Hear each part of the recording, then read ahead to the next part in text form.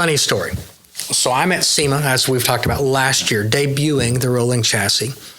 And there was another coworker, and I see this guy hunkered down, looking underneath, not just looking at the car, but examining the car. And I'm like, well, what the heck is this? I kind of walk over there, and this guy stands up. He's got a ball cap on. He's got his backpack on and a water in his hand. And for 2 seconds, I'm kind of starstruck because it was Chris Jacobs. And as a child, again, told you I was in the car business my whole life. I would go home on Wednesdays. I would watch Overhauling and see this. Again, I kind of alluded to, I've had some pretty fun cars in my life, but I always dreamed about maybe someone will come steal one of my cars and overhaul it in 7 days and it'll be perfect.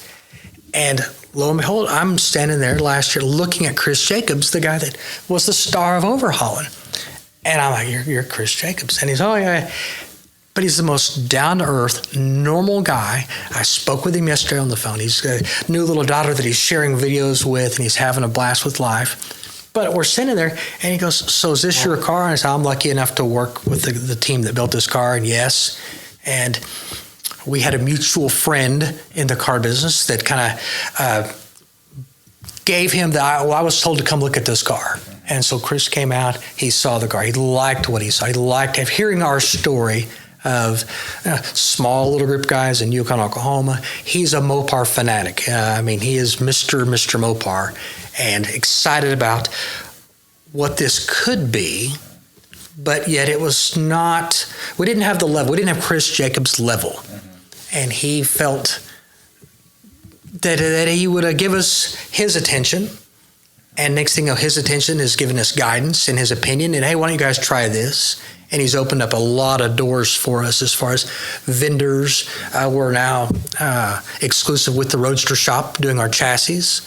We are now, we're using Toyo tires, all Contacts, Groit's Garage, and things like that. Dynamat is the supplier for our sound deadening material, all connections that we wouldn't have had it not been for Chris Jacobs and the relationships that he's built. And that kind of goes back to relationships in the car business. He's been in this 25 plus years and knows everybody.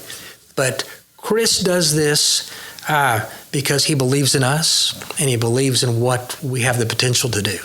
So he's actually going to be our spokesman this year at SEMA. Normally, Chris Jacobs is the busiest guy at SEMA, and he's representing 10 different brands or whatever. He has dedicated this entire SEMA show to just Finale Speed. He's going to be hanging out with us, walking around. We're lucky enough to have 3 cars this year, which is unheard of for a company our size to have 3 cars at SEMA. And so Chris is going to represent and be at all 3 booths throughout the 4 days of the SEMA show. So we're excited. And again, I'm humbled the fact that it's funny. I'm used to it now. It's not as cool as it was, but when you're on your cell phone, you're sitting at home and your phone beeps and it says Chris Jacobs on it, and you push you don't answer the phone until your wife says, "Oh, I know. Go ahead, answer the phone. It's Chris." There is that moment for the first 6 months of this that I can't believe one of the guys that I've looked up to forever is now calling me just to see how my day went.